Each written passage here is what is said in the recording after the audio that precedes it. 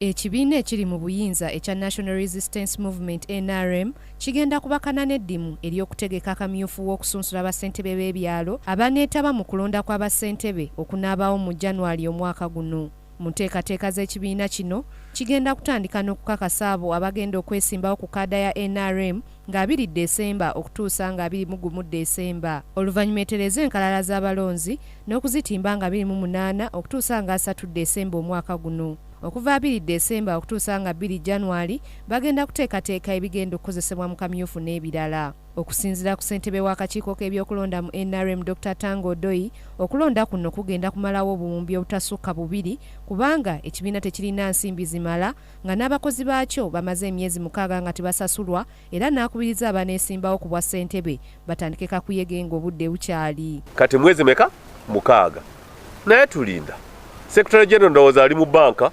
atambula anonya sente zaffe tetufuna sente kunankane ku national coffers nga Bank of Uganda. Ebyaffe ziva mu donations, zima mu friendly sources, kati tubalinda anaye nga Christmas ejja lazima bajja tusasula. Tango Doi era alumbye bannakibiina kya FDC okwefuula nti tebagenda kwetaba mu kulonda kw'abassentebe b'ebyalo kyokka batandika dda okukunga abantu babalonde nga bayitira mu nkiiko zaabwe ze bazze bategeka mu disitulikiti ez'enjawulo. FDC is already in the village mobilizing. Let them not pretend that they are not going in for this election. They are trying to deceive and camouflage. We are ready for them. They are saying we don't want lining up. But the party president and the party presidential candidate of the last are always in the village mobilizing.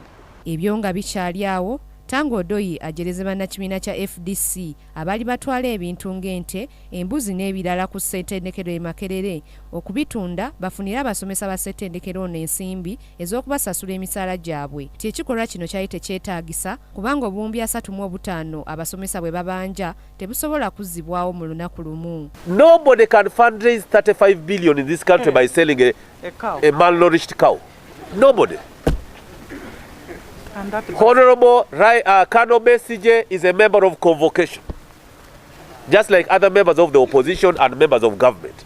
Nobody in sensible mind can say you are going to fundraise by contributing 50,000 and you are claiming you are going to liberate Makerere. That's taking Makerere for a drive, not even a ride.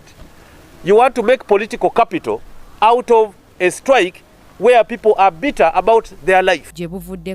Palamenti yayisa etteeka ly'okulonda kw'abassentebe b'oku byalo nga kwabawagizi okusimba mu migongo gy'abo abeesimbyewo olw'ensonga nti akakiiko k'ebyokulonda mu ggwanga kaawa ensonga nti kaali kamaze emyaka 15 nga tekategeka kulonda kuno olw'ebbula ly'ensimbi. Grace Nantale Kakooza, Siraje Kiberu, KTV Amalindirire.